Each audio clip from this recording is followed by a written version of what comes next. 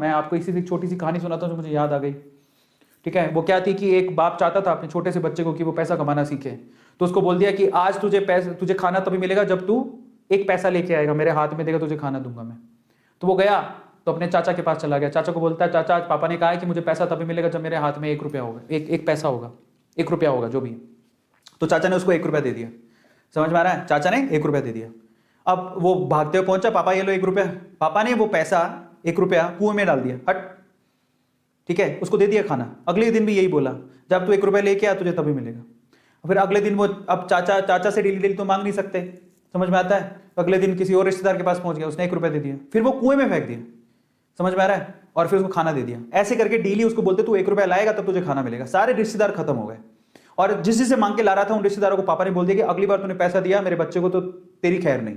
एक दिन ऐसा था कि वो चाचा के पास गया, पापा के पास गया, सॉरी चाचा के पास गया, ताया के पास गया, सबके पास चला गया।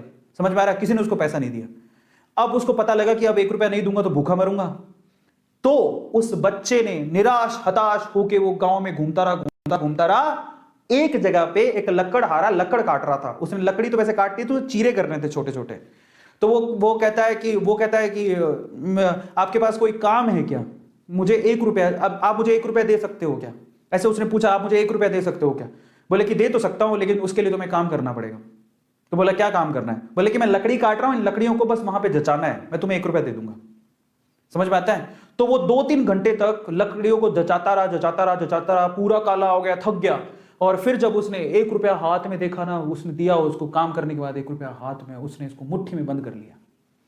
और फिर वो गया अपने पापा के पास, पापा 1 रुपया, ऐसे खोल के दिखाया, पापा 1 रुपया। पता है वो समझ तो गए थे कि इस बार ये मेहनत से कमा के लाया, क्योंकि सारे रिश्तेदारों को तो मना कर दिया था, फिर भी 1 रुपया लाया तो मेहनत से कमा के लाया होगा। फिर भी उसके पापा ने क्या किया पता है? वो 1 रुपया लिया और कुएं में फेंकने की कोशिश करी। ऐसे फेंक ही रहा था तो वो जोर से चिल्लाया, पापा ये मेरी मेहनत के पैसे हैं, प्लीज इसे मत फेंको। समझ में आ रहा है? पापा ये मेरी मेहनत के पैसे हैं, प्लीज इसे मत फेंको।